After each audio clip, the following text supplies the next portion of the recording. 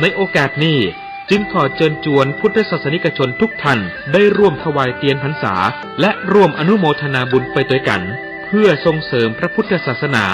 และวัฒนธรรมประเพณีอันดีงามต่อไป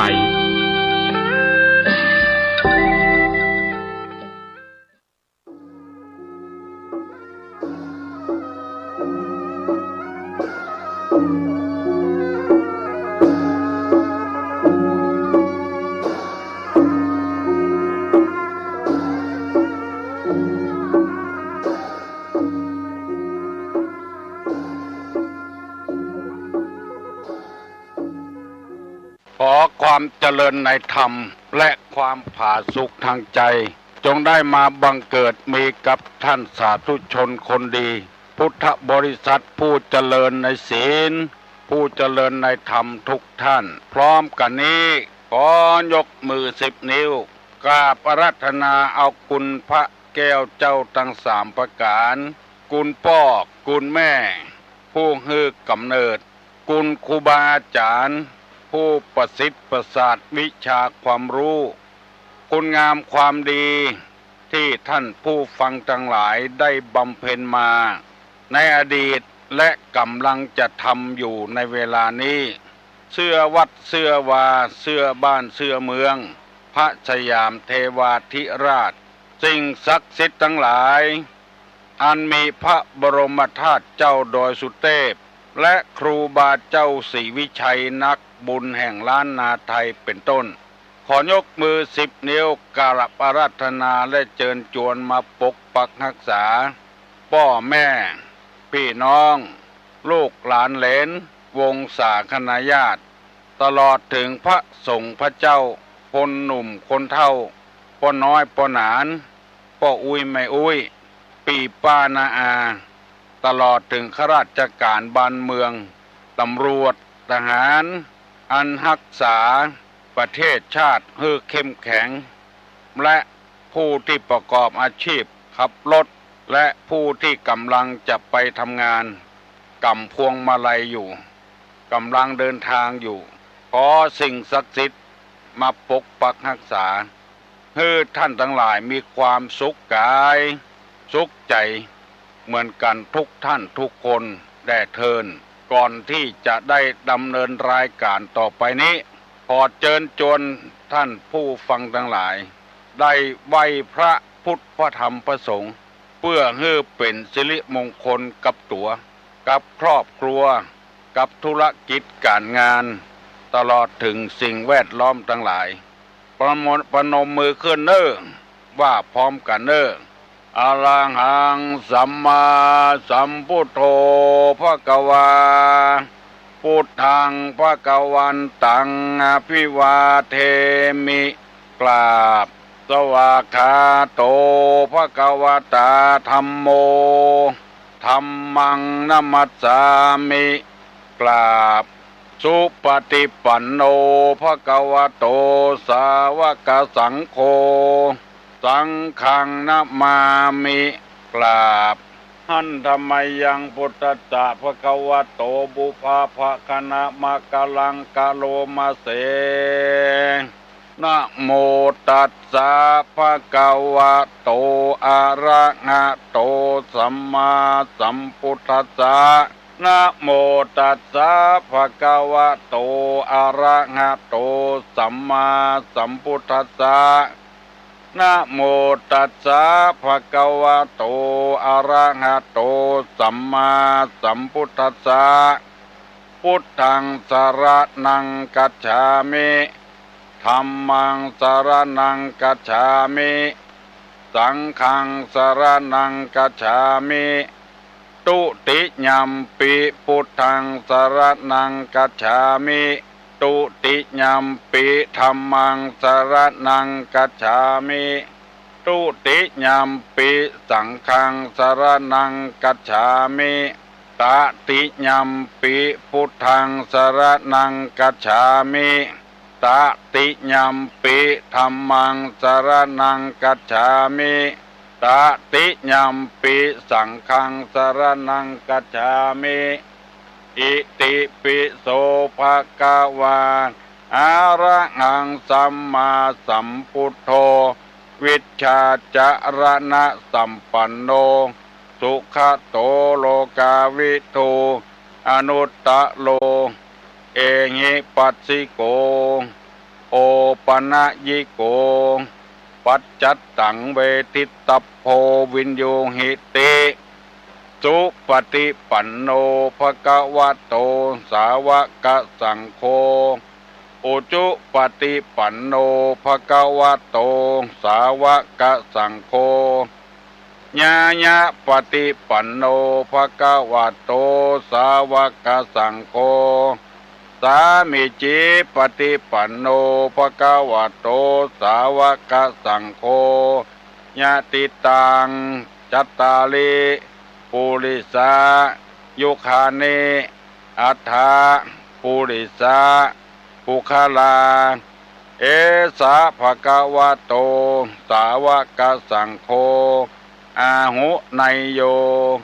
ปาหุไนโยทักขิไนโยอัญจลิกาลนิโยอนุตตรังปุญญเขตังโลกัสสติกราบหนึ่งกราบสองกราบสามกาเลนะธรรมัสสวนังเอตัมมังคลมุตตมันติมาแล้วเนอมาแถมแล้วมาแถมแล้วอันยังมาเสียงก้องเสียงก้องเสียงมองต่ำเข้าเสียงตุเจ้าเทศนาธรรมมาแถมแล้วมาถึงบ้านมาถึงรถมาถึงในเฮือนมาถึงในชุดในมุ้งมาถึงในครัวไฟมาถึงกุฏิกุฏังสำหรับผู้ที่เปิดวิทยุพระพุทธศาสนาจะได้นำเอาธรรมะมาบรรยายเอามาเสนอเอามาฮื้อพี่น้องทั้งหลายกรรมที่ได้นำมาเสนอเอามาบรรยายเอามาฮื้อนี้เป็นน้ำธรรมคำสั่งสอนในทางพระพุทธศาสนาบอดใจคำสอนของทุลุงเป็นคำสอนในทางพระพุทธศาสนาบอดใจคำสอนของทุลุงได้ศึกษาค้นคว้ามาตามกำลังสติปัญญามีเต้าใดก็แบ่งปันเสนอกันไปเท่าอันหูเหลือนี้บ่มีแล้วมีกำหูเล็กๆน้อยๆมาแบ่งสรรปันส่วนกันเพราะธรรมะเป็นอาหารทางใจดังที่ท่านผู้ฟังทั้งหลายหูกันแล้วเมื่อกายได้รับอาหารสมองได้รับอาหารใจก็ต้องรับอาหารเพราะว่ากายก็ดีสมองก็ดีมีความสม่ำเสมอเท่าเดียวกันมีความรู้มีร่างกายสมบูรณ์แต่บ่มีศีลบ่มีธรรมผมเหงเตงลาดเนี่ยอันยังยุดชะงักไปหมดเหมือนเครื่องอะไรรถยนต์อะไรเครื่องยนต์ถ้าตัวใดตัวหนึ่งขาดไปมันก็ยุดขัดข้องกันคนที่มีความรู้มีรูปร่างสมบูรณ์แต่บ่มีศีลบ่มีธรรมก็เลยทำให้เครื่องยนต์ขัดข้องเครื่องยนต์ขัดข้องอย่างที่เฮาฮู้กันผัวมีศีลมีธรรมแต่อันยังก็มีกินมีความรู้ถึงสองแต่ว่าเมียบ่มีคุณธรรมการดำเนินชีวิตก็เลยขัดข้องเพราะฉะนั้นตุลุงจึงนำมาเสนอเพื่อพี่น้องทั้งหลายได้ฟังเหตุที่คนเฮาทำอันยังบ่สำเร็จเพราะว่านิวรณ์ธรรมมันมากั้งมาเกิดไว้นิวรณ์ธรรม5อย่างตุลุงได้นำมาเสนอให้พี่น้องทั้งหลายฟังว่าข้อ1ฉันทะคือความพอใจในอารมณ์ที่ชอบใจมีรูปเป็นต้นเรียกกามฉันท์ได้อธิบายข้อนี้มา2 วันแล้วคือหมายความว่าไปติดขัดอยู่กับที่อารมณ์ไม่ชอบใจแทนที่เขาจะวิ่งเข้าเส้นชัยแล้วไปปะใส่นั่นไปปะใส่นี้เลยบ่ถึงเส้นชัยสกรรมกำลังเรียนหนังสือไปปะใส่เพื่อนฝูงจักยวนไปกินยาบ้าไปกินเหล้าไปเล่นไพ่เล่นการพนันการเรียนก็เลยชะงักไปบ บ่ถึงจุดหมายปลายทางสกรรมรัฐบาลยกเอาหวยใต้ดินมาเป็นหวยบนดินได้เงินแล้วส่งละอ่อนที่ด้อยโอกาสไปศึกษาต่างประเทศคือละอ่อนด้อยโอกาสที่พ่อแม่ทุกข์ยากมาเมินได้มีโอกาสได้หูเรียนสำเร็จแต่มีคนแต่จำพวกหนึ่งมาคัดมาปัดแข้งปัดขาก็จะบ่สำเร็จเพราะว่าคนที่มีอารมณ์พอใจในอารมณ์ที่ตนชอบใจไปคัดขวางเหี้ยแถมน้อยละอ่อนที่เรียนก็จะบ่จบเพราะมีคนพอใจในอารมณ์ที่ชอบใจอยากจะทำอันใดก็ทำถือว่าตัวนี้มีอำนาจอยู่อยากประเทศที่เจริญรุ่งเรืองกับไปค้นหาของที่มันบ่น่าจะค้นหาหมู่นี้เป็นต้นพ่อแม่พี่น้องท่านผู้ฟังทั้งหลายได้พยายามปฏิบัติตามหลักที่พระพุทธเจ้าบางทีไปค้าไปขายออกบ้านไปค้าไปขายดีๆอยู่แล้วไปปะใส่สิ่งใดสิ่งหนึ่งที่มันได้ต่ำกำให้กว่าย่างการค้าขายไปเอาอย่างอื่นเลยล้มละลายไปเหี่ยหมดขอโทษกับผู้ฟังทั้งหลายเนอะตุลุงได้อ่านหนังสือนิทานอีสปเมื่อเป็นละอ่อนนักเรียนเพิ่นว่ามีสุนัขตัวหนึ่งไปลักก้อนจินของชาวบ้านได้มาก้อนหนึ่งกาบจินนั้นหล่น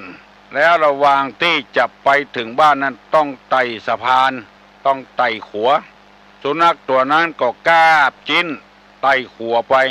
ปรากฏว่าไปหันใส่เงาตัวเก่าตึงตัวเก่าตึงจินที่กาบเงานั้นเงาตัวเก่ากับเงาจินใหญ่กว่าจินที่ตัวกาบก็เลยอยากจะได้ก้อนที่ใหญ่ๆเหลือตัวเก่าก็เลยสวะจินที่ปากเพื่อจะเอาจินที่อยู่ในน้ำมันก้อนใหญ่เหลือตัวในที่สุดมาจินตกในน้ำสุนัขตัวนั้นเลยบ่ได้อย่างสักอย่างเพราะว่าไปติดพันกับจินที่อยู่ในน้ำเป็นเงาของตัวมันใหญ่เหลือของตัวก็เลยบ่ได้กินสักกำไปหันผัวเปิ้นงามเหลือผัวตัว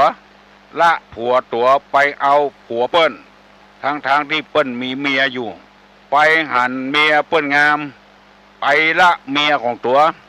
ละไปเอาเมียของเปิ้นทางที่เปิ้นเมียมีผัวอยู่หมู่นี้เป็นต้นคนต่างชาติมาทำงานขายแรงงานที่บ้านเฮาบ่พอใจวัน100-200บ่พอใจไปหันทรัพย์สมบัติของชาวบ้านขึ้นไปลักไปโจกของเปิ้นยับได้เอาไปใส่คอกงานเก่าก็บ่ได้ถูกกอกโดยแถมถูกเนรเทศออกไปบ้านตัวเก่าแถมหายเหลือเก่าเพราะหมู่นี้มากั้นจิตกั้นใจตัวเองไว้ทำอันใดบ่สำเร็จวันนี้ตุลุงจะขึ้นข้อที่สองพอใจในอารมณ์ที่ชอบใจมีรูปเป็นต้นเรียกว่ากามฉันทะอันนี้เป็นข้อที่หนึ่งข้อที่สองที่ตุลุงเฮียนมาว่าปองร้ายผู้อื่นเรียกว่าพยาบาทปองร้ายผู้อื่นเรียกว่าพยาบาทการที่เฮาไปจองล้างจองผ่านคนอื่นอันนี้อย่างหนึ่งมันลิดรอนความสำเร็จของเฮาจะฆ่าเปิ้นจะแกล้งเปิ้นจะทำร้ายเปิ้นจึงทำให้เฮาทำอะไรอย่างบ่สำเร็จคิดอาฆาตคิดพยาบาทอยู่หั่นตลอดเวลาไปปะก็ใจบ่ดีไปปะก็ฆ่าอาฆาตแค้นไว้อันนี้ก็เป็นอารมณ์อย่างหนึ่งบอกว่าคนนั้นจะเป็นไผเป็นครูบาอาจารย์เป็นทหารเป็นตำรวจเป็นป้อกาพาณิชย์เป็นตุเจ้าเป็นพระนายเป็นป้อจายเป็นแม่ยิงเป็นป้อก็จ้างแม่ก็จ้างมีความอาฆาตพยาบาทกับสิ่งใดสิ่งหนึ่งมันเหมือนกับไม้ไหลล่องน้ำมันไปค้างหันค้างนี้มันนานถึงตี้ถึงตางอาฆาตกันพยาบาทกันบ่ฮู้จักจบสักเตื้อในพระพุทธศาสนามีพุทธภาษิตรับรองอันนี้ว่าเวร ย่อมระงับด้วยการไม่จองเวรอาฆาตย่อมระงับด้วยการไม่อาฆาตถ้าเฮาอาฆาตแค้นไผเฮาระงับด้วยการบ่อาฆาตละเรื่องเก่าเรื่องเดิมแล้วบ่าคิดค้นที่จะมาเอามาคือมันเกิดเรื่องแถมไฟมันมอดไปแล้วมันดับไปแล้วก็ยังมาดังขึ้นแถมก่อไฟขึ้นแถมคือมันลุกโชติช่วงชัชวาลขึ้นทำให้ไฟเกิดขึ้นมาแถมที่สุดมากับไม่ห่อไม่เหือนของที่มันแล้วก็ฮือแล้วไปบ่ต้องเก็บมาคิดบ่ต้องเก็บอาฆาตพยาธิปาดไผมันเป็นป่าประธรรมตัวหนึ่งที่ทำไอ้หยังบ่ฮือสำเร็จเหมือนกับพระเทวทัตอาฆาตแก่พระพุทธเจ้าจนปฏิบัติธรรมจนได้ฌานแล้วหน้าที่จะโป้นจากมโนกอเวจีแล้วที่สุดมาความอาฆาตแค้นยังฝังไว้อยู่กับพระพุทธเจ้าพระเทวทัตจึงไปตกอเวจีนรกยังบ่ได้เกิดเต้าหอดบ่เดียวเตื้อเพราะว่าฝังความพยาบาทไว้กับพระพุทธเจ้าอาฆาตไว้กับพระพุทธเจ้าตุลุงขอเมตตาเวลานำเรื่องของพระเทวทัตมาเล่าให้ท่านทั้งหลายที่ยังบ่เคยได้ฟังเตื้อคือได้ฟังต่อไปฟังแล้วแต่ลืมไปได้จดจำต่อไปย่อมได้ฟังสิ่งที่ยังไม่เคยฟังฟังแล้วไม่เข้าใจชัดย่อมเข้าใจสิ่งนั้นชัดและอีกประการหนึ่งบรรเทาความสงสัยเสียได้แล้วก็ทำอย่างหนึ่งความเห็นให้ถูกต้องได้จิตใจย่อมผ่องใสอันนี้เป็นหลักของนักเทศน์จะยกตัวอย่างให้ท่านทั้งหลายฟังว่าความอาฆาตแค้นเนี่ยบ่ฮือบรรลุความดี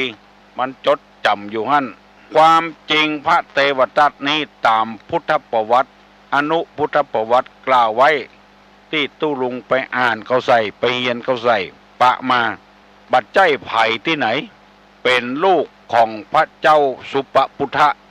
พระเจ้าสุปปุถะนี้อยู่เป็นพระเจ้าแผ่นดินเมืองเทวทหะแล้วมีลูกสองคนมีพระเทวทัตกับพระนางยะโสธราหรือนางพิมพามีสองคนพี่น้องบ่จ่ายคนไม่ยิงคนปลายหลังมาพระเจ้าสุโธธนะไปขอนางยะโสธราหรือพิมพาลูกสาวเนี่ยมาเป็นมเหสีของเจ้าชายสิทธัตถะหรือว่าอดีตของพระพุทธเจ้าของเขาเนี่ยมาเป็นมเหสีเรื่องเป็นอย่างอี้บัดใจไผที่ไหนพ่อเท่าแม่ดองกันพระเจ้าสุปปุถะนี่เป็นอู้กันอย่างเจ้าเมืองเนี่ยธรรมดาเนี่ยเป็นป่อเมียของเจ้าชายสิทธัตถะพอเจ้าชายสิทธัตถะเสด็จออกบรรพชาคือออกบวชละนางยะโสธราหรือปิมปากับเจ้าชายลาหุนไว้บอกอะไรใจคล้องอย่างพระเจ้าสุปปุถะนี้เกิดอาฆาตแค้นกับพระพุทธเจ้าเพราะว่ายังจมอยู่ในโลกิยวิสัยอยู่บ่โหใจพระพุทธเจ้าอาฆาตแค้นว่าพระพุทธเจ้าในหนีละลูกเปิ้นคล้ายๆก็ประนามลูกเปิ้นเป็นคนให้ลูกเปิ้นลูกสาวเปิ้นเป็นคนให้คนบดีบดักอยู่มีลูกคนเดียวก็หนีละเฉยๆบ่เข้าใจในการปฏิบัติของเจ้าชายสิทธัตถะอาฆาตแค้นในที่สุดพระพุทธเจ้าได้สำเร็จเป็นพระอนุตตรสัมมาสัมโพธิญาณจะทำอย่างไรจะแก้แค้นพระพุทธเจ้าเลยใจฮือพระเทวทัตลูกบ่าวแถมคนหนึ่งบวชในสำนักพระพุทธเจ้าบวชแล้วพอความผิดของพระพุทธเจ้าแล้วจะเอาไปประจานคือคนทั้งหลายได้หูความอาฆาตแค้นเกิดขึ้นนักหนาปาป้านพระเทวทัตก็จำเป็นต้องปฏิบัติตามพระราชบิดาเข้าไปบวชปรากฏว่าไปฟังธรรมคำสอนของพระพุทธเจ้ามีความเลื่อมใสในธรรมะปฏิบัติธรรมจนได้ฌานเรียกว่าโลกิยฌานยังบ่เป็นโลกุตระเตื้อภายหลังมาเมื่อมีฌานแก่กล้าจึงรวบรวมพระสงฆ์พระเจ้าแบ่งพรรคแบ่งพวกกันท ทำสังฆเพศคือส่งแตกแยกกันพยายามหาความผิดพระพุทธเจ้าอย่างใดก็บ่ปะเพราะพระพุทธเจ้ามีคุณธรรมที่เขาเรียกว่าพระปัญญาคุณวิสุทธิคุณและมหากรุณาธิคุณเหมือนกับนักการเมืองฝ่ายค้านจ้องที่จะเอาโทษรัฐบาลเรื่องน้อยเดียวเรื่องบัจจัยหานักหาหนาแค่อู้ออกไปว่าผู้มีบารมีแต่นะจะโค่นเอาจนได้จนเป็นซึ่งเรื่องแต่อีบันน่าจะเป็นไปได้ก็พยายามโค่นเอามาเพื่อให้เจ้าบ้านเจ้าจองได้หูแล้วก็จะได้ล้มรัฐบาลหมู่นี้เป็นต้นทำไมตุลุงจึงอู้เรื่องนี้จึงเล่าเรื่องนี้เพราะเหตุว่าเอามาประกอบกับธรรมะความดีเปิ้นทำไว้บ่พอบหารรัฐบาลช่วยสนับสนุนต้อนรับแขกบ้านแขกเมืองรุ่นจันทร์พระราชามหากษัตริย์ทั้งนั้นมาร่วมงานจงรักภักดีในการครองราชสมบัติ60 ปีหมู่นี้บหารบ่พอบ่ก้อยไปพองเอาว่าคนมีบารมีนอกกฎหมายแต่อันเอามาวิจารณ์คล้ายๆกับว่าขายหน้าขายตาฮือล้มรัฐบาลเปลี่ยนใหม่พระเทวทัตก็เจอนั้นนะพยายามกูสิ่งกูอย่างเพื่อจะล้มล้างพระพุทธเจ้าแบ่งพรรคแบ่งพวกออกมาภิกษุผู้ยังมีกิเลสอยู่มีโลภะโทสะโมหะมีตัณหามีอิจฉา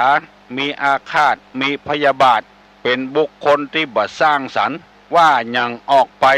บ่สร้างสรรค์สักอย่าง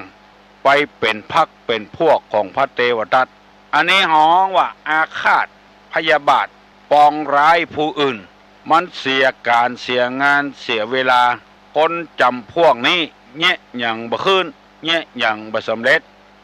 แยะสปะสปืนทำกูสิ่งกูอย่างบ่สำเร็จจ้างฮื้อนายฮื้อคนเลี้ยงจ้างปล่อยจ้าง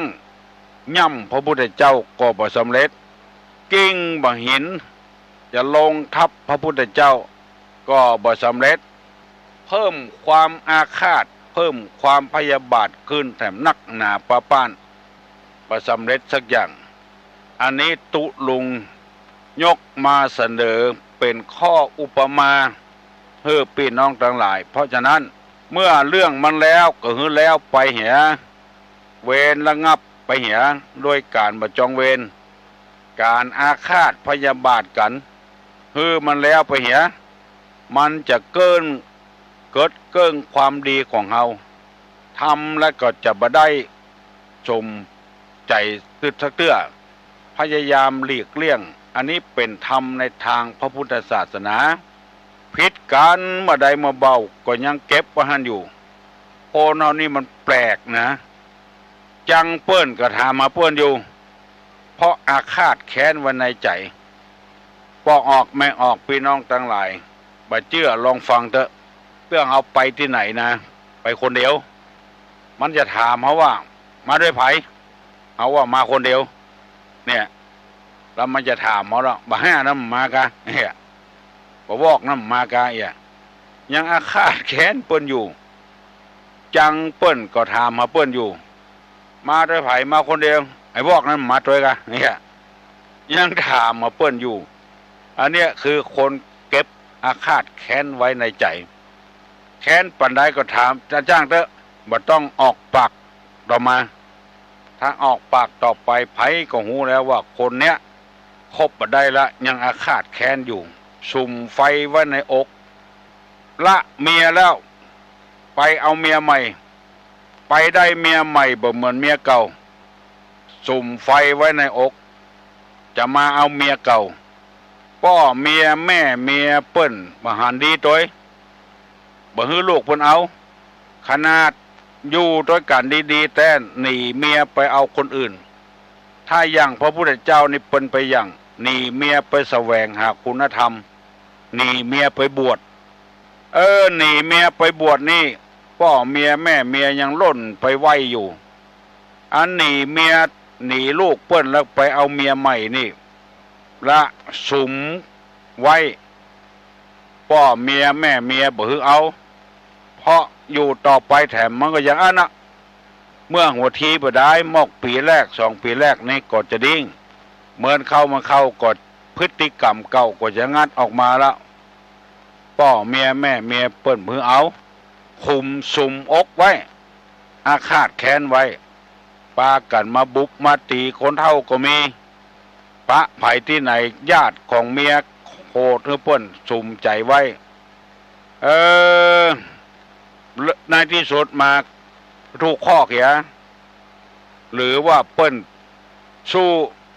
ต่อสู้ตายไปเหรอมีเจ็บป่วยไปเหรอมีอันเนี้ยเปิ้นฮ้องว่าปองร้ายผู้อื่นเรียกว่าพยาบาทที่นำมาเสนอนี่เพื่อให้เขาเป็นชาวพุทธแท้ๆจริงบ่ต้องอาฆาตบ่ต้องพยาบาทไผคนเฒ่ามานอนวัดเกยบ่ถูกกันเมื่อเป็นละอ่อนละเฒ่ามแก่มานอนวัดแทนที่จะอู้เรื่องธรรมะธรรมโมอู้เรื่องอาฆาตแค้นกันปองหันสัทธลูมีหั่นบ่มานอนวัดละขวางตาขวางหูกำไว้ตะฮอดบ่เดียวมันบ่มีสาระมันมีประโยชน์เนี่ยในพุทธศาสนาเพิ่นบอกเฮาว่าเรื่องนี้มันเป็นเรื่องของส่วนตัวดับดีสีขาไปเหียคือมันแล้วไปเหียตัดกรรมตัดเวรกันเหียฮือถูกฮือลงกันทำไมแล้วเขาจะได้ดำเนินงานต่อไปมันเป็นอุปสรรคในการดำเนินชีวิตผัวเมียอยู่ด้วยกันบ่อู้กันกำเมืองเขาว่าบาปปากห่อคอจำกันไปเนี่ยอย่างจังอันพ่อกับแม่บ่ถูกกันลูกก็เดือดร้อนแทนที่เขาจะช่วยกันช่วยกันหาอู้กันลงส่งกันปอเป็นว่าเก็บความอาฆาตแค้นไว้ในตัวหมู่นี้เป็นต้นบัดใจว่ายังกรรมที่เขาว่าไปเป็นขี้ข้ามันหยังไปเป็นทาสมันหยังไปง่าวกับมันนี่หยังบัดใจง่าวถ้าเฮาบ่เก็บความอาฆาตแค้นไว้นี่นะมันดีกับเฮามันดีกับคนอื่นเปิ้นจะได้อวดได้อ้างว่าเฮานี่มีน้ำใจประเสริฐยกโทษให้กันเหียยกโทษนี้ทางพระพุทธศาสนาฮ้องว่าอโหสิกรรมกรรมมันใดทำไว้อโหสิคือแก้กันตุลงยังจะได้นำมาเสนอแถมเนอวันพุกนี้เพราะวันนี้มัน6:30ป่ายละไผที่ยังบ่ลุกเหียเนอวันนี้เป็นวันศีลเนอไปทำบุญตักบาตรไปอู้ไปจ่ากันที่วัดติวาถ้าหากว่ายังไปทำงานรับจ้างอยู่ก็ไปตามความเปิงใจพุทธศาสนานี้บ่ได้บังคับไผขอตุลงนำมาเสนอนี่ก็เพียงแต่ว่าขอร้องถ้าไปได้ก็ไปถ้าไปบ่ได้มีอุปสรรคก็ย่างอย่าก่อนวันศีลบ่ใช่มีวันเดียวมีหลายวันอยู่ลุกเน้อไผยังบ่ลุกเหียเน้อถ้าบ่ได้ไปใส่บาตรญาติปกก็อยู่บ้านยกมือไหว้ถ้าเวลาเฮาบ่มีก็เอาฝากเปิ้นไปก็ได้มาแล้วขอเจริญพรกราบนมัสการเจ้าเจ้าตุลุงว่าตะกี้ว่าบ่ได้ไปวัดแต่เอาฝากเปิ้นไปได้กะเจ้าได้กะตะกี้ฝากเปิ้นบอกว่าคนเฒ่าบอกว่ามันบ่ดีบ่ดีบ่ใจเอาฝากไปเตะยกมือไหว้เหียเน้อเจ้าถ้าเฮามันมีการมีงานแต่ไปบ่ได้ฝากเตอเด้อเน้อเจ้าฝากไปเตอเจ้าได้ทำบุญทำทานเจ้าคนเฒ่าเพิ่นว่าบ่ดีมันมีหยังแก้เปิ้นขี้ค้านติวกะฝากคนอื่นกันเนาะเจ้าฝากแล้วเจ้าเจริญพรคนเฮานี่จะว่าหยังกันต้องมีข้อแก้กะมันบ่ดีเพราะไอ้หยังแก้ให้เขาฟังเหรอบ่ใช่เฮาขี้ค้านโนบ่ใช่เฮาขี้ค้านเฮามันมีการขอฝากไว้กำเนิดอันแตงแล้วบ่ทอดนี่นะอิดแตะ แต่งแล้วก็ต้องถอดว่าไปแล้วก็ต้องสร้างสรรค์นะบัดแต่ปัญญาเนอบดีอ่ะมันบดีเป็นจะใดก็ต้องแก้ไขอย่างไล่คนเฝ้าสวนออกสวนนี่ไปอ่ะจะให้เปิ้นไปอยู่ที่ไหนต้องหาที่อยู่ให้เปิ้นต้องแนะนำให้เปิ้นทำกรรมแล้วเปิ้นจะได้เข้าใจเปิ้นจะได้ออกจากสวนเขาไปอย่างมื้อนี้เป็นต้นต้องสร้างสรรค์น่ะคนเราอยู่ตึงวันต้องสร้างสรรค์อย่างที่ตู้ลงเล่ามาเมื่อตะกี้ว่าการพยาบาทเนี่ยเราต้องอู้หูฟังให้มันรู้เรื่องฮัลโหลหลวงมาสักการเจ้าเจริญพรฮัลโหลมาสักการตู้ลุงเจ้าได้ยินแล้วนะโอ้ได้ฟังมาเมื่อแล้วเจ้าไปเมื่อโทท่านพระท่านเจ้าอันกะขอท่านพระครูอันโสธรเจ้าคนนี้เจ้าซ่อหาจนได้ล่ะเจ้าฟังตัววันนะเจ้าโอ้อันกะเจ้าอยู่ที่ไหนอ่ะอันอยู่ปะติ้วแม่ริมเนี่ยเจ้าโอ้อยู่นี่ปะได้เจ้าท่านเจ้าโอ้วันนี้ก็คุยตัวอีกก่อนนะเจ้าเจ้าเจริญพรอยู่บ้านบ่ปอหาบบ่ปอกรบ้านปะติ้วอยู่ใกล้กันนี่5-6 กิโล6-7-8 กิโลบ่ได้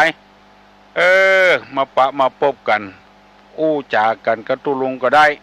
เล่าเรื่องเล่าราวอย่างต่างๆให้ฟังอาฆาตพยาบาทมันเป็นปาปธรรมเป็นบาปธรรมอย่างหนึ่งเฮาหาไปหั่นบ่ปงสักเตื้อมันก็บ่มีความสุขสักเตื้อแล้วก็เดือดว่านักแล้วก็เดือดอยู่ว่าอยู่หาบนักถ้าเฮาปงมันเนี่ยมันก็เบาอาฆาตพยาบาทก็อย่างเดียวกันเนี้ยเมื่อใดมันจะปงสักเตื้อการเสว่าหากินก็อย่างเดียวกันคนที่สนใจในธรรมะธรรมโมเปิ้นต้องไปคนเดียวเปิ้นเปรตที่ไหนเปิ้นปฏิบัติธรรมกันที่ไหนไปคนเดียวเปิ้นคนที่ยังมีกรรมมีเวรอยู่กับตัวเปิ้นถึงอ้างไปเลยเลี้ยงลูกใหญ่แล้วเอาหลานมาเลี้ยงแถมตัวเนี้ยตัวเนี้ยมันบ่ได้เฮาก็เลยหาหนทางมันบ่ได้เฮาอุ้มมันอยู่ไว้ตลอดเวลาอันใดเฮาดีปงก็ปงเหียอันใดดีจำนายไปก็จำนายไปเหียจะไปอุ้มไว้คนเดียวนักใจคนเดียวครอบครัวมรดกตู้ลงไปหันนะบางวัดบางวานะโอ้เก็บครัวไว้แวดเนื้อแวดตัวแล้วก็เดือดว่ามันหกมันเหี้ยแล้วตัวบะเอาไปที่ไหนอ่ะแวดเนื้อแวดตัวอยู่ควรเอาแบ่งเอาปันให้คนอื่นได้กินได้ใจอย่าพ่องเฮาบัดใจก็ต้องให้คนอื่นใจเสียดายของอุปมาฉันใดกิเลสต่างๆเฮาสะสมไว้โลภะโทสะโมหะมานะทิฏฐิอาฆาตพยาบาทนี่เป็นหนทางเกิดเกิ้งคุณงามความดีชาวพุทธทั้งหลายตื่นเถิดคนไทยอย่ามัวหลับไหลอยู่ทำไมหมู่ที่อยู่ในที่นอนก็ขอให้ลุกได้แล้วเนอะเฮามีเวลาน้อยจะไปทำการทำงานอยู่วันนี้บุญดีธรรมชาติอำนวยฟ้าฝนก็บ่ตกอยู่ได้สบายใครมีปัญหาอย่างถามมาเนอะแล้วตุลุงถ้าหูก็จะตอบมือฟังถ้ามีปัญหานักอกนักใจจะเอามาเล่าในตี้บ่ได้ก็มาปรึกษาหารือกับตุลุง1212222นี่โทรศัพท์นะ1212222ถ้ามีปัญหานักอกนักใจจะแก้ไขอย่างใดบางปัญหานี่ก็เพื่อแก้เอาคนเดียวเนอะมาบ้านเปิ้นมาขี้บ้านตัวมาถามตุลุงโอ้ตกใจพ่องบ่ฮู้จะแก้จะได้กับอันต่อนอนวันมาแปลงบ้านอยู่ตัวเก่าแล้วมาถามตุลุงว่าจะเฮ็ดจังใดตุลุงก็บ่สามารถจะแนะนำได้นะกรรมบักเก่าเพิ่นว่าต่อปลาแหวนแตนปลาอยู่ถ้าแตนมาแปลงห้างในบ้านนี่ก็พอจะได้อยู่ถ้าต่อมาแปลงในเปิ้นว่าบ้านเฮามันจุ่มมันเย็นน่ะบ้านคนอื่นจะเป็นหมื่นบ้านเปิ้นยังแบบติด มาติดบ้านเฮาก็อยู่แต่มันนะกะในระยะที่มันอยู่เนี่ยเฮาก็ไปคุยมันจะไปใกล้มันปล่อยมันอยู่ของมันหมู่นี้มันถึงบอกว่าไผเป็นเจ้าของบ้านเจ้าของเฮือน เวลามันจะจี้ก็จี้อยู่เรื่อยๆหาวิธีเถอะสุดแล้วแต่ใจเถอะ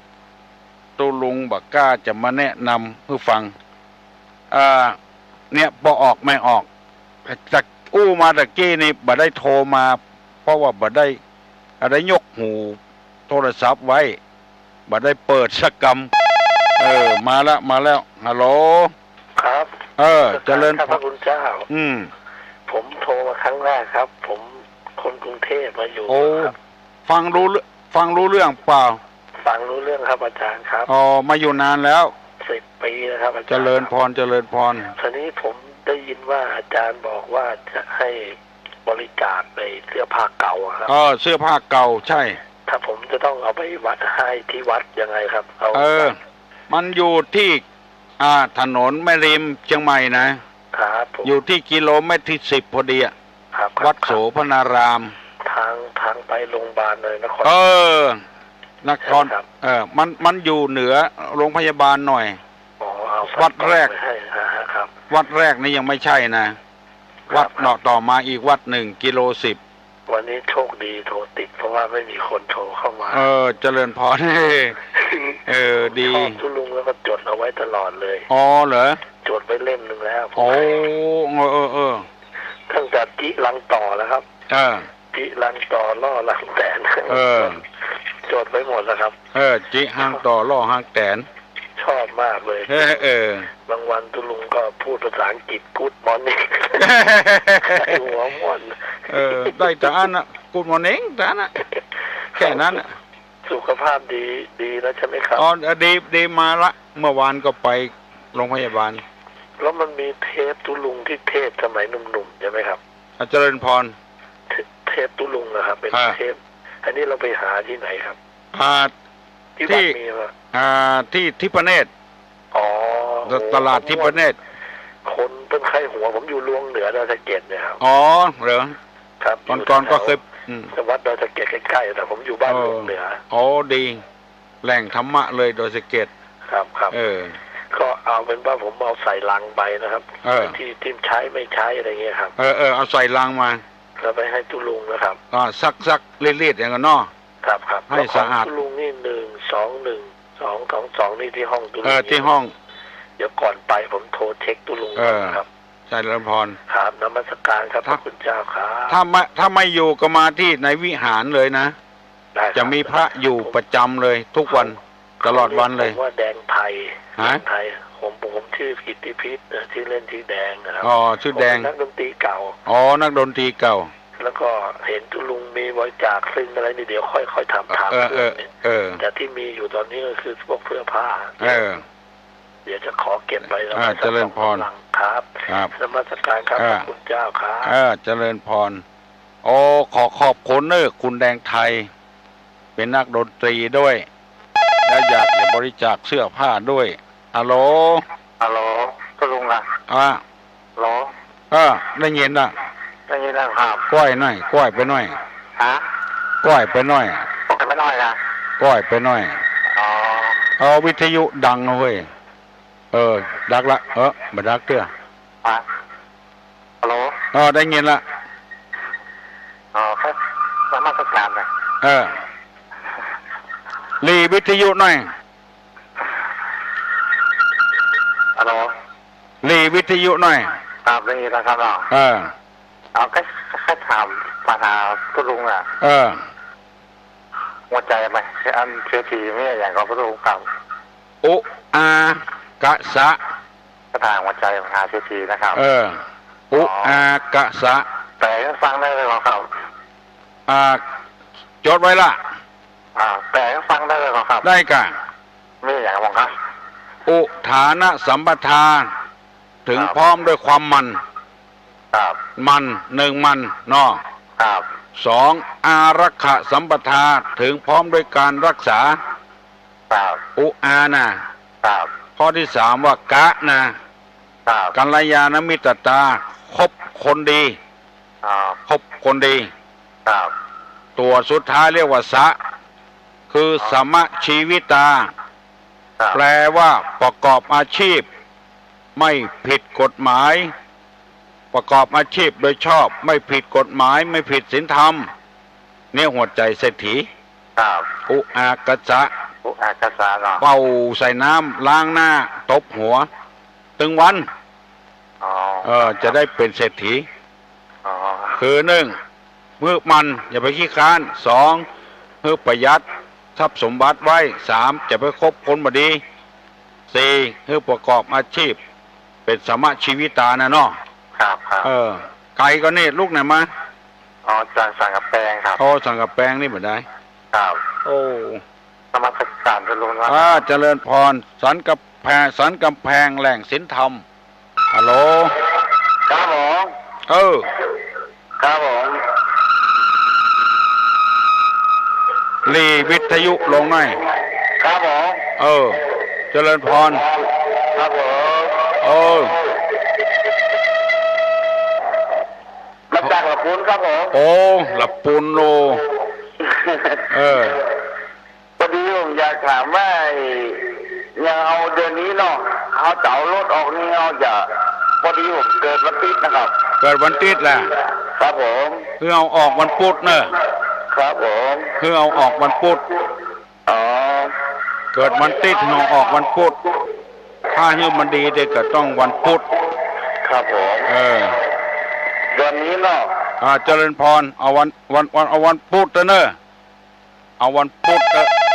มันเป็นสง่าราศีกำเฮาฮัลโหล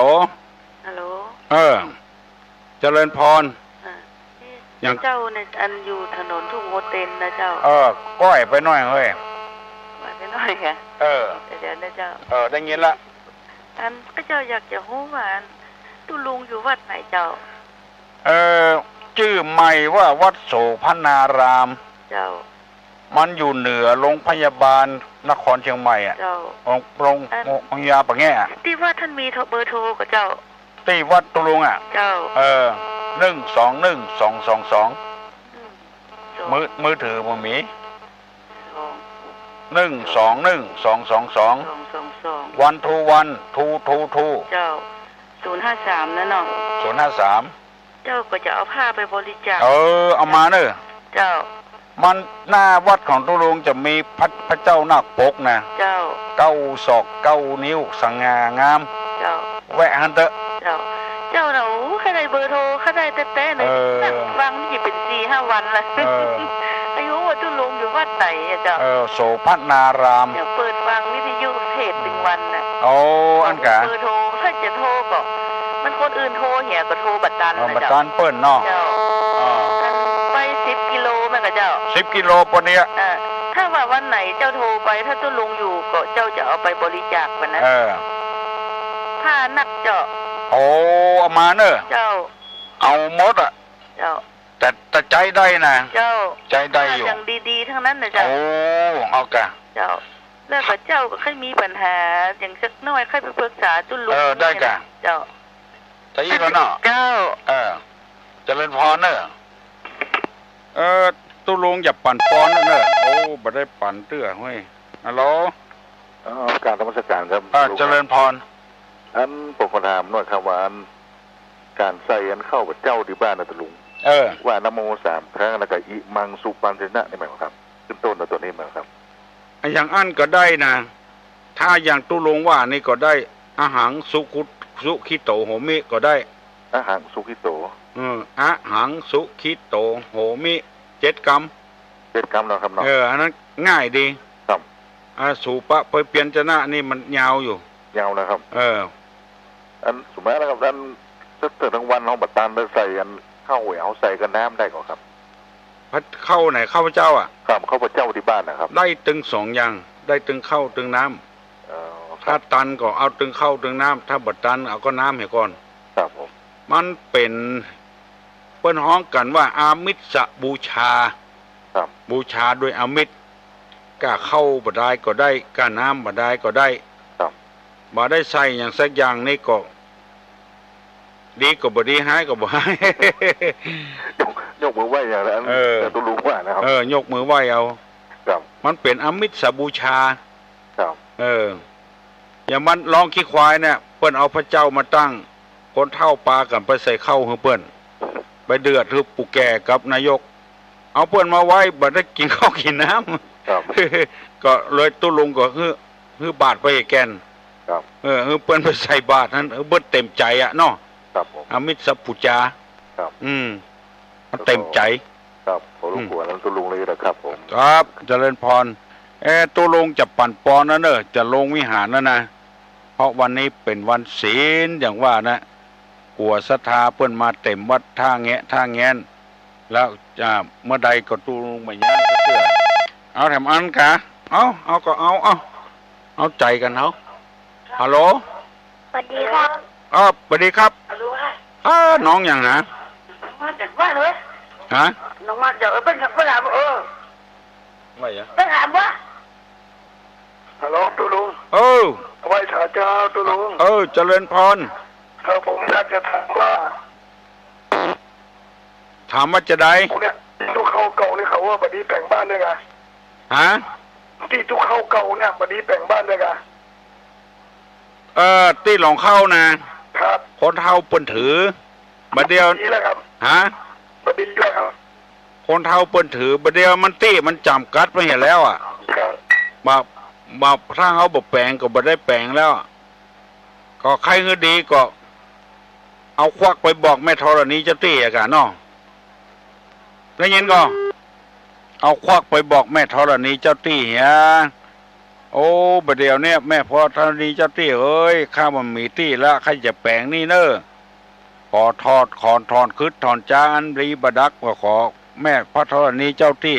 อโหสิอภัยเนอะเนี่ยแต่ก่อนมันตี้มันนักเปลือกเปเต๋อละตุลุงจะปั่นปอนนะยกมือไหว้เนอะสัพพิติโยวิวัจจันตุสัพพะโรโควินัสตุมาเตภวะตวนตะลาโยสุขีติคายุโกภวะอภิวาทนะสีลิสะนิจังวุฒาปัจจายิโนจัตตาโลธรรมาวัฏันติอายุวันโนสุขังพลัง